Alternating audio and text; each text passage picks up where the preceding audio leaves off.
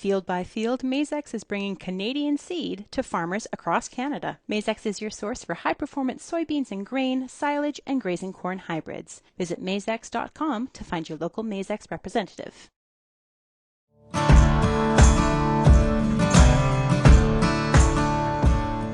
Let's get into the beef market update with Anne Wasko of the Gateway Livestock Exchange. Anne, how are we doing? I'm good today, Sean. How are you?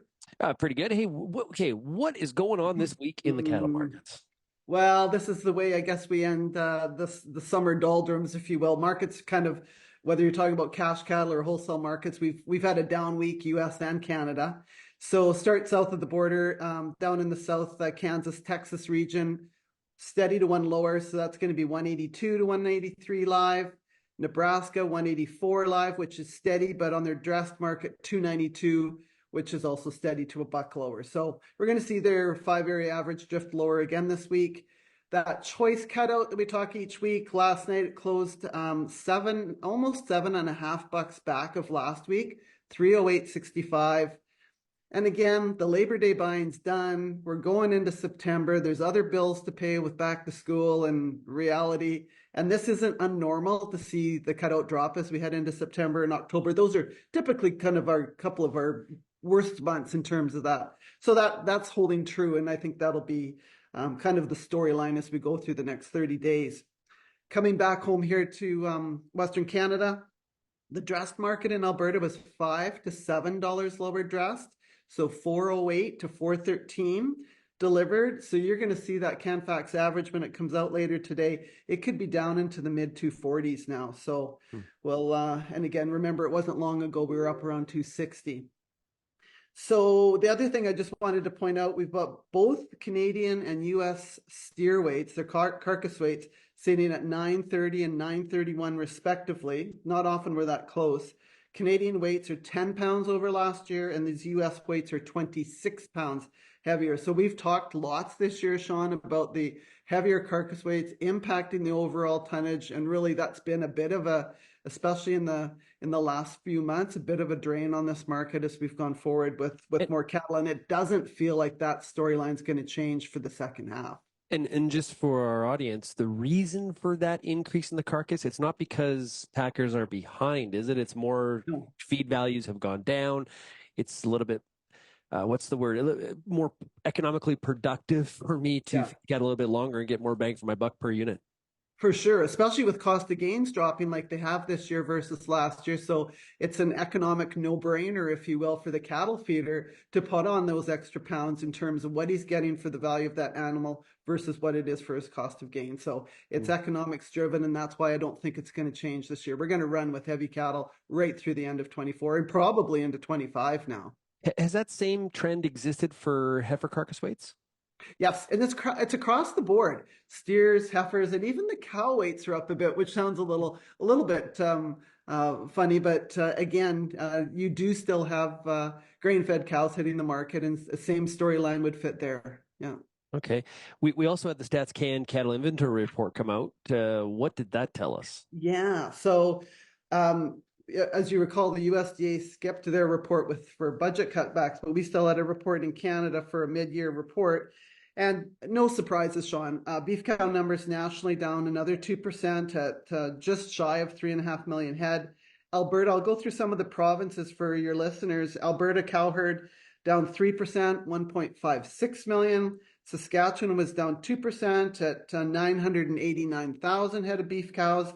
Manitoba down 3% at 374,000.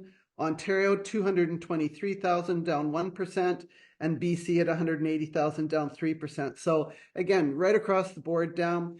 If we think about going back even to 2021's report, and we'll call that kind of pre this phase of drought, our cow numbers in Canada are down 8%. So again, what you feel and see out there is certainly showing up in the data. The numbers might not seem big, but when you keep chipping away at it like we have been, it's adding up. And I guess the other piece that we're really watching closely in this inventory is these beef replacement heifers. Because I always tell folks when we're talking about markets, we can't grow the cow herd until we start to keep some heifers. And we pretty well made the assumption we're not keeping any of the 2023 heifer calf crop. We've seen them on feed all year long. So until we get into the fall run, we'll make some determinations. But this report confirmed that, Sean. So the report said in Canada, replacement heifers, 586,000 head. Last year and this year are the two smallest replacement heifer numbers in recent history, like going back pre-1970. And what reverses that is sustained positive financial environment. And I don't know how you define sustained, but that's what I keep on hearing from, like when I was at Canadian Beef Industry Conference last week. Yeah, we need more years of this before I think, I believe it too much is kind of, I'm paraphrasing a bunch of conversations I had, but what's your thoughts on it?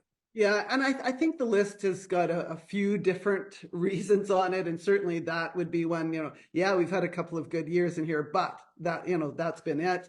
We're all still, it's been a great year for grass and moisture, but we're all still worried when we listen to Matt Makins and some of the other meteorologists about what's around the next corner with La Nina, the demographic piece, just that whole competition for land, land use pieces.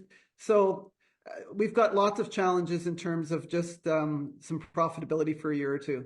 Hey, and I had one listener last week in Saskatoon say to me, "Hey, you're always talking about growing the cow herd. No, thank you. We need these tight supplies to keep these prices so my ranch is economically feasible."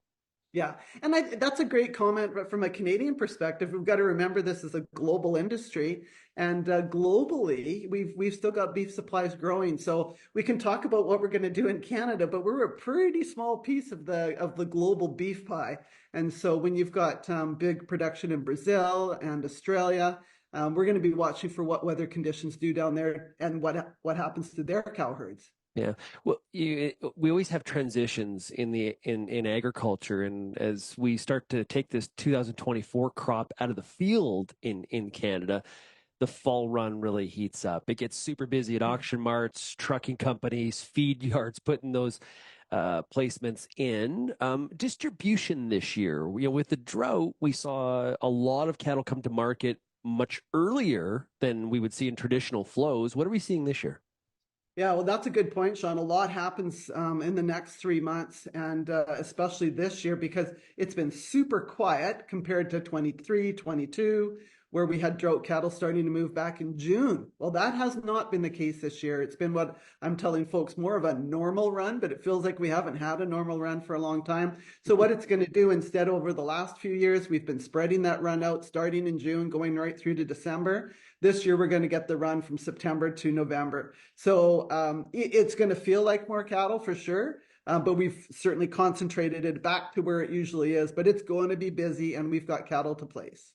And the feed yards, they're still going to have to pay a hefty penny for those feeder? Yeah, the market, certainly after the futures markets did their correction back in July, and as all markets did, stock markets and all the rest of it, as the worries about U.S. recession bubbled to the surface. Markets have settled back. The deferreds are off, the live cattle contracts, and that has put a little bit of pressure on these feeder cattle, but they're still above a year ago levels, and I anticipate that to continue through the fall run.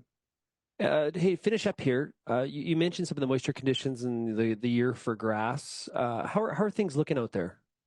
Well, again, I can speak for what I see and what and where we live, and certainly it's been one of the better years by far because the moisture was there back in May and June, from a timely perspective to grow the grass. Yeah, it's been hot in July, but where I live, it's usually hot and dry in July and August anyways. So grass conditions have been good, and I think that also supports the reason why we haven't seen a pile of cattle move through the last 60 days. So I would suggest the numbers are saying that they've been certainly way better than we've seen. The Environment Canada Drought Monitor says that same thing. So I would argue with the timing that we had moisture this year, grass conditions better in most parts. If you're in the Peace River, of course, that's not applicable, but in most areas it has been true. Well, Anne, really appreciate you joining us here this week for the Beef Market Update. Have yourself a great weekend. Okay, thanks, Sean. You too.